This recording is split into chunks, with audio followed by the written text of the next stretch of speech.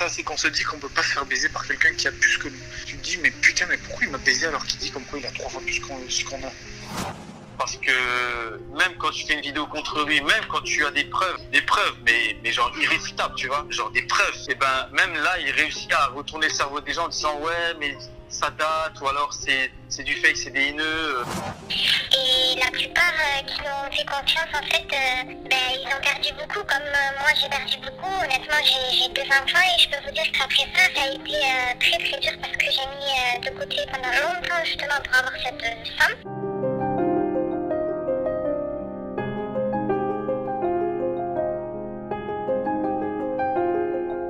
Yo les potos, c'est Zen, j'espère que vous allez bien. Avant toute chose, je vais prendre 2 mesures pour préserver cette vidéo, pour qu'elle ne soit pas supprimée par l'intéressé. Premièrement, je l'appellerai Swaggy plutôt que par son vrai nom ou son pseudo, et j'utiliserai aucune image de lui. Si vous connaissez pas le personnage, je vous renvoie à mon qu'est devenu qui apparaît en haut à droite. Deuxièmement, si ma vidéo vient à sauter, je veux qu'il reste des traces un peu partout sur YouTube, et c'est pourquoi je vous autorise exceptionnellement à republier la vidéo. Vous pouvez la télécharger directement sur le site MP3 Hub, que je vous conseille de par sa simplicité, ou tout simplement en ajoutant LOL dans l'URL de cette vidéo avant le mot YouTube. Ça vous dirigera sur ce même site pour télécharger ma vidéo. Je vous mets de toute façon un lien pour la télécharger en description. Donc aujourd'hui on est là pour faire une mise à jour de mon qu'est devenu Swaggy, qui est pour le coup plus qu'incomplet. Mon objectif principal c'est de vous prévenir que vous ne tombiez pas vous aussi dans le panneau, que les gens soient au courant de ses agissements et qu'il n'y ait plus d'arnaque tout simplement. Quand j'ai réalisé ma première vidéo sur Swaggy, j'ai fait énormément de recherches sur ce qu'il avait pu devenir. Malheureusement j'ai pas trouvé grand chose. Et pourtant, une page Facebook rassemble les victimes et répertorie quelques preuves. Si vous êtes concerné ou tout simplement intéressé par le sujet, je vous invite à la rejoindre. Elle est tenue par les premières personnes arnaquées et malheureusement, encore aujourd'hui, tous les mois, de nouvelles personnes viennent s'y plaindre et témoigner de leurs mauvaises rencontres. Depuis 2014, Swaggy se sert de sa notoriété, de sa certification sur les réseaux sociaux et de l'image bling bling qu'il renvoie à ses fans pour escroquer. On parle de centaines de milliers d'euros et sûrement même de millions. Les personnes s'occupant de la page Facebook ont recensé environ 30 personnes arnaquées et plus de 750 000 euros perdus. Cette liste de 30 personnes n'est bien entendu pas exhaustive puisqu'on imagine que beaucoup ne se sont pas prononcés. J'ai pu écouter les témoignages de 6 victimes. Par souci de confidentialité, j'ai utilisé des prénoms fictifs et pour l'une d'entre elles, j'ai modifié la voix. On a donc Julien, Jérémy et Emma qui se sont fait escroquer à hauteur de 10 000 euros chacun. Maxime d'environ 27 500 euros en 3 fois. Anna, elle, a perdu 35 000 euros et Arthur 50 000. Je vais vous partager simplement leurs témoignages de manière condensée pour être rapide et efficace, mais en description vous pourrez retrouver les appels que je leur ai passés en intégralité.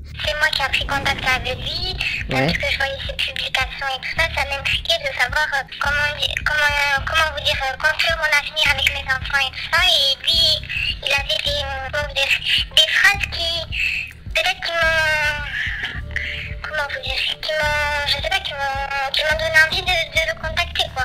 D'accord. Vous vouliez des conseils par rapport à comment investir votre argent, peut-être? Voilà, c'est ça, justement, comment investir mon argent en toute légalité, ça n'est pas tombé dans un panneau de... Enfin, je pensais pas vraiment pas que j'allais me faire arnaquer pour le coup. J'ai pris contact avec lui.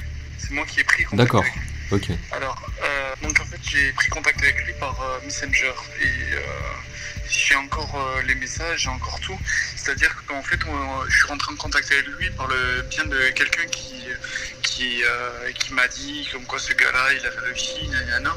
Et moi je lui ai dit ouais c'est de la foutaise d'un gars qui réussit, c'est pas un gars qui se monte partout quoi. Et en fait le soir même je suis allé le voir sur sa page, j'ai regardé des choses et tout ça. Et je lui ai envoyé un long message en lui expliquant comme quoi en fait je souhaitais faire des investissements mais pas en faire avec lui en fait. Dans le message j'ai bien marqué que je veux en faire. Ouais, tu voulais des conseils. Voilà, des conseils, tout à fait. Franchement je vais pas te mentir, je crois que même pas 5 minutes après. Et en me disant par un message clair mal écrit et vite fait quoi. Il m'a répondu super, ça me fait plaisir frérot, et bien envoie-moi ton numéro que je puisse te joindre. Comme ça, cash, il m'a dit ça comme ça. C'est lui qui t'a contacté ou c'est toi qui l'as contacté? C'est moi qui lui ai envoyé un message à la base en lui disant que... qu'est-ce que je lui avais dit? Ah oui, je lui ai envoyé un message et je lui avais demandé si il n'avait pas des petits conseils à donner,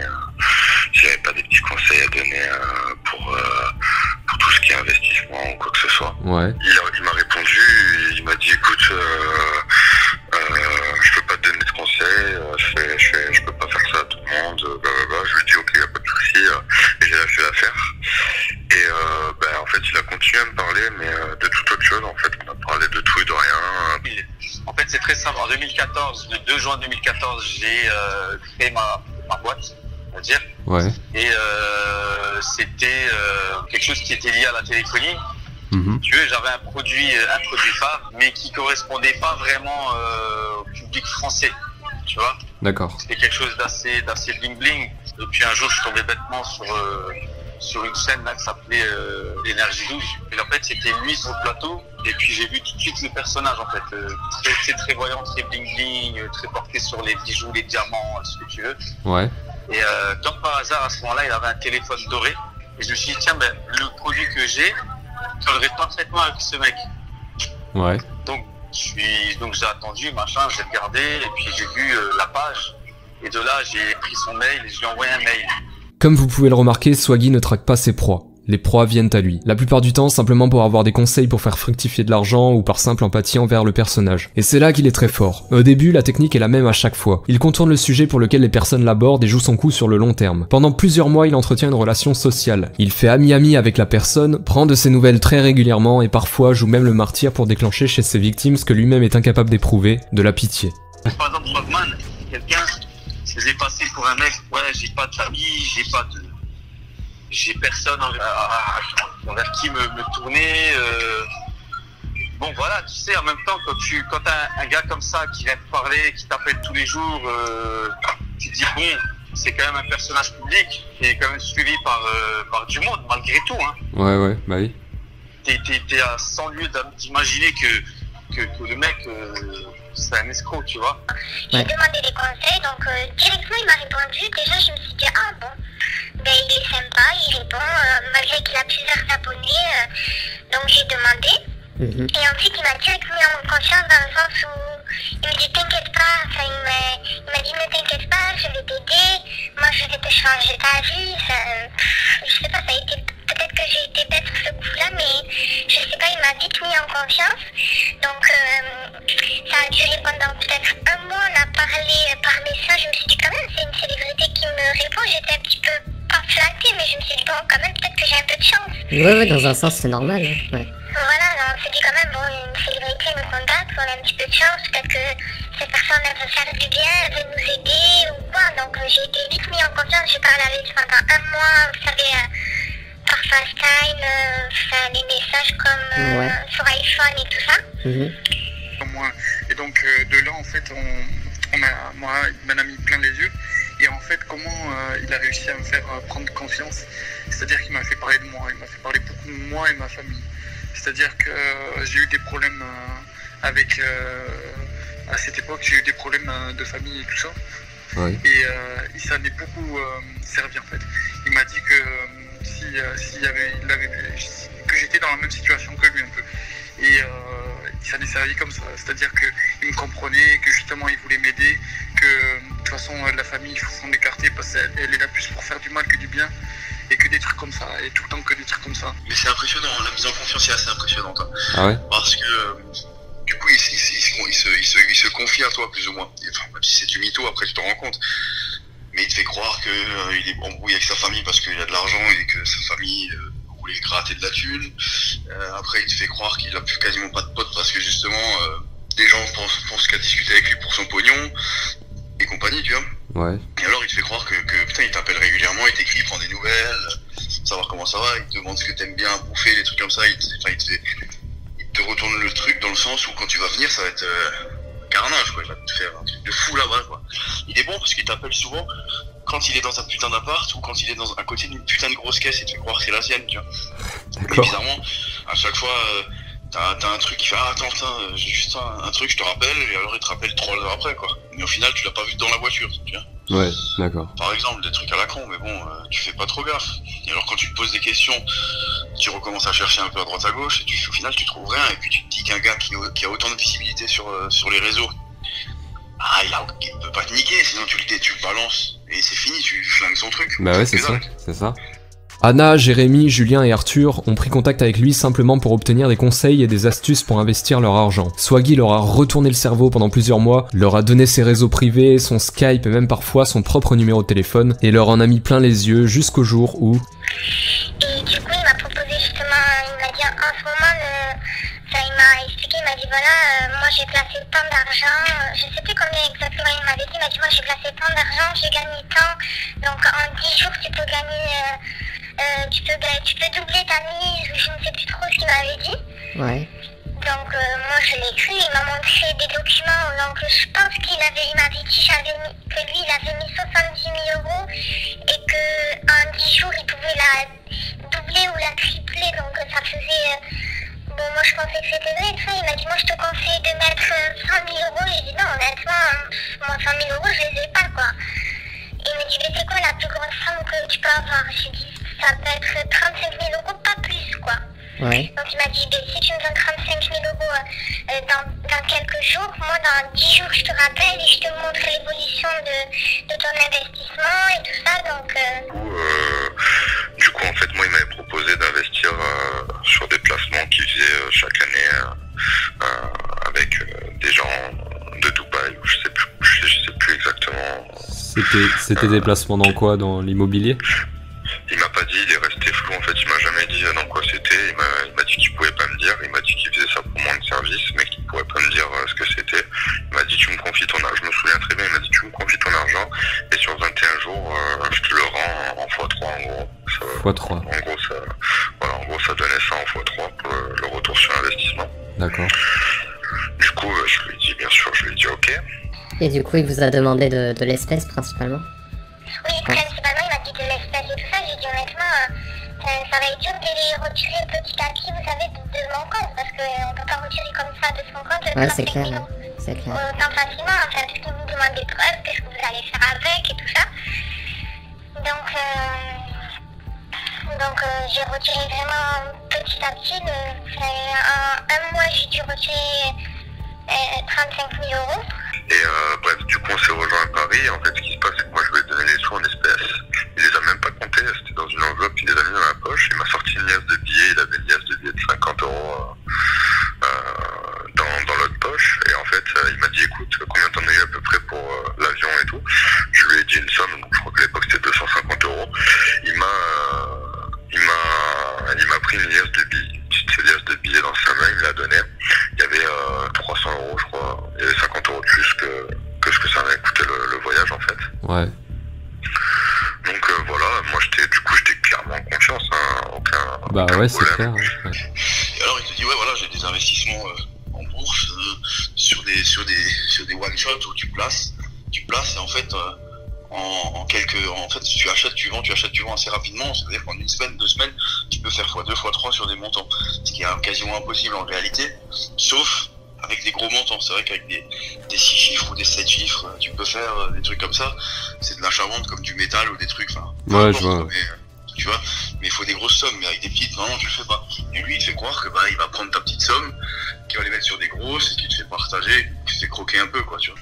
Ce qu'on va faire, c'est que tu vas me filer 10 000 euros, et ce que je vais faire, c'est que derrière moi, je vais te les faire fructifier en, je sais plus s'il m'a dit 5 ou 10 jours, même pas. Je sais même pas s'il m'a dit ça. Et il t'a dit la façon dont il comptait les faire fructifier? Ah oui, de l'immobilier, que de l'immobilier, il me disait. Moi, c'était que de l'immobilier à l'époque. D'accord, donc il peut faire fructifier 10 000 euros en une semaine? En quelques jours, en immobilier. En immobilier. Par rapport, en fait, ouais, c'est-à-dire qu'en fait, c'est pas de l'immobilier comme on imagine. Il m'avait expliqué que c'était de l'immobilier. C'est-à-dire qu'il allait, il faisait du placement sur des grosses habitations à Dubaï et tout ça. Et après, derrière, il y avait une grosse revente. Sauf que des gens investissaient, surinvestissaient, des trucs comme ça, pour regagner de l'argent comme moi, il m'expliquait. Et derrière, en fait, au final, il y avait tellement d'argent qu'au bout, eh ben, ça en ressortit. Il m'a dit que c'était quelque chose de fou, c'était quelque chose d'extra. Il avait trouvé, c'était un système qui était énorme, sauf qu'en fait, ça marchait terrible. Pas que des trucs comme ça. D'accord. Et moi, en 2014, je vais te dire, je vais me faire mes 18 ans, quoi. Donc, bah, ouais, c'était quelque chose pour moi, c'était une opportunité, quoi. C'était vraiment quelque chose de fou, quoi. C'est clair, je comprends. D'accord. Ouais. Moi, je suis allé à Miami avec 50 000 sur moi. Hein. Donc toi, t'es carrément allé jusqu'à Miami pour... Moi, je suis allé moi j'ai pris l'avion, je te rejoins, on a mangé ensemble, on va s'asseoir ensemble, machin. Il est là, il mange avec toi, il t'invite à bouffer, parce qu'évidemment, il peut t'inviter à bouffer, il va t'enculer de 50. Oui, il t'invite à bouffer, il est là, machin, il rentre dans ta tête presque, enfin... Et après, naïvement, tu lui remets les thunes, parce que t'es KO du voyage, t'as envie d'aller te pioter, tu lui dis vas-y, tac, à demain matin, et le lendemain matin, bah, après tu peux rêver, quoi. Il t'appelle, il te met la carotte, il te dit qu'il est en train de changer l'argent, il fait le mort, et puis il revient par moment, il dit mais non mais ne crois pas ça, tu me déçois franchement, je te rends service là, je te fais gagner de l'argent, tu me prends pour un voleur, machin. Grâce à ces techniques de mise en confiance qu'il a jouées sur le long terme, il a pu les convaincre assez facilement d'ajouter un certain montant sur des grosses opérations en leur promettant un retour sur investissement jusqu'à 3 fois leur somme initiale. Et le tout en seulement quelques jours. Donc il les a tous rencontrés un par un. Il a fait venir Anna, Jérémy et Julien dans des hôtels luxueux à Paris. Arthur, quant à lui, a dû se déplacer jusqu'à Miami pour lui donner ses 50 000 € en cash. Toujours en cash, parce que bien entendu, ça ne laisse pas de traces. Comme il l'explique dans son témoignage, Swaggy lui a demandé de ne pas déclarer l'argent à la douane pour éviter les frais. Frais qui n'existent en fait pas du tout. Et donc il te demande d'où viennent ces 50 000. 15 000 d'argent officiel et 35 000 d'argent qui n'existe pas. Ouais. Donc, déjà, au début, je voulais appeler les flics quand j'étais sur place aux États-Unis, mais les flics m'ont dit mais monsieur, c'est déclaré à la douane en arrivant. Parce qu'il te dit, lui, il te dit, Swagman te dit bien, tu ne déclares pas l'argent à la douane, enfin, à l'administration américaine, sinon ils vont te taxer quelque chose dessus. Alors que c'est totalement faux, c'est juste que lui, il veut pas que tu le déclares, parce qu'effectivement, quand tu vas appeler les flics, si tu as déclaré l'argent, ah là les flics ils rigolent pas avec ça. Bah oui. Par contre, tu l'as pas déclaré, tu vas appeler les flics, ils disent mais monsieur vous foutez de notre gueule, vous avez rentré de l'argent illégalement dans notre pays, c'est encore toi qui te fais niquer. C'est ça. Maxime, quant à lui, commercialisait des châssis et des coques de téléphone de luxe et souhaitait faire décoller son entreprise en ayant recours à un influenceur. Swaggy était donc l'égérie parfaite. Donc je me suis lancé.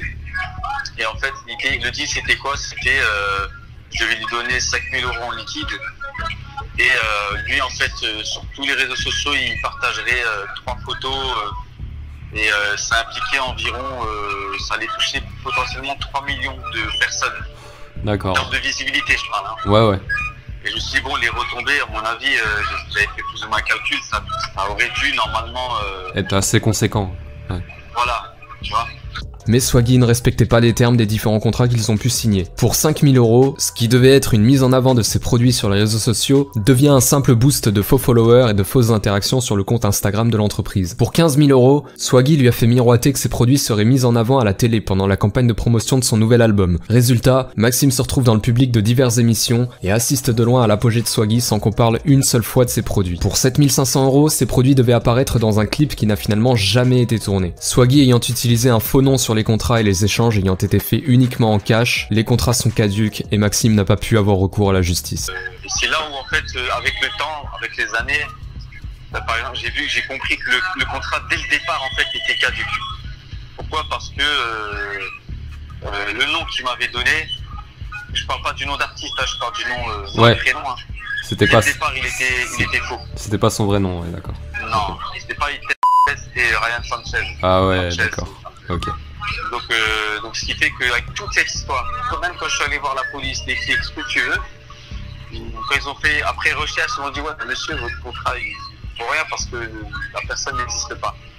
C'est moi qui ai pris contact avec lui. Ouais, à la suite de quoi? Parce que j'aimais bien le personnage, etc. Ouais. Donc en fait on parlait un peu sur Messenger. Ça faisait depuis 2 ans qu'on parlait, mais bon, vite fait quoi, c'était vraiment des petits messages.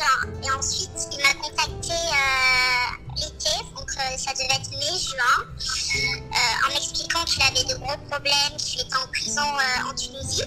D'accord. L'histoire d'Emma est sûrement celle qui m'a le plus touché. Elle n'attendait rien de Swaggy. Elle appréciait simplement le personnage et comme avec toutes ses victimes, il a réussi à gagner sa confiance pour faire ce qu'on appelle une arnaque à la romance. Donc qu'il avait besoin de 10 000 € pour pouvoir ressortir. Enfin, c'était la caution de 10 000 €. Et il m'a dit que si je l'aiderais, qu'il me donnerait 2-3 millions. Bref, voilà quoi. On allait s'arranger. Ah oui, d'accord. Ok. Voilà. Donc moi je devais faire des Western Union à une personne de Tunisie, apparemment qui travaillait à la prison. Ouais. Donc voilà, j'ai fait des Western Union régulièrement. Ensuite on s'est vu à Milan parce qu'il m'a dit que grâce à moi il faut avoir une permission de 24 heures. Ouais. Donc si je lui envoyais 2 500 €, donc j'ai fait un Western de 2 500 €. D'accord. Et moi à Milan je devais lui donner un peu d'argent pour qu'il puisse manger sur place. Donc je lui ai pris son billet d'avion, j'ai tout pris. Je l'ai vu même pas 24 heures à Milan parce que il est arrivé, on a parlé, je lui ai donné ce que j'avais à lui donner. On a dû discuter 2-3 heures. Et ensuite, moi je suis partie filmer une un moment donné, je me suis rendu compte que ça commençait à être une escroquerie, quoi. Donc voilà, je lui ai envoyé presque un peu plus de 10 000 euros. En tout? Ouais. D'accord. Et puis du jour au lendemain, j'ai plus de nouvelles, il m'a bloqué, puis voilà quoi, que je cherche de le joindre, voilà, il m'a bloqué de partout. Après leur avoir pris leur argent, Swaggy a pris ses distances petit à petit jusqu'à ce que les victimes n'ont plus du tout de nouvelles de lui. Certains ont tenté des stratagèmes pour récupérer leur argent, malheureusement sans succès, d'autres se sont fait une raison et sont passés à autre chose, et certains ont tout perdu. Un Canadien a même tenté de se suicider. Mais sauf que je connaissais une victime aussi du Canada, et c'est un garçon, et le pauvre il était vraiment très très mal, ça m'a fait beaucoup de peine parce que c'était un garçon, il voulait mettre ça à ses jours tellement qu'il en avait marre quoi. Et on va parler de lui d'ailleurs, vous pourriez me passer son contact? Bien sûr, il n'y a pas de souci, je vous passerai son contact, oui. Okay, mais il est très gentil, le pauvre, j'ai essayé de lui remonter le moral parce qu'on est dans la même situation en fait. Je lui ai dit non, que ça ne servait à rien et qu'il ne devrait pas faire ça, qu'il devrait profiter de la vie au lieu de penser à des choses comme ça, parce que c'est monstrueux quand même de penser à ça, ça m'a atteint quand même, parce que je me suis dit, il est sans cœur, parce qu'il y a des gens qui veulent se suicider, d'autres qui ont des enfants assumés, c'est ça. C'est très dur.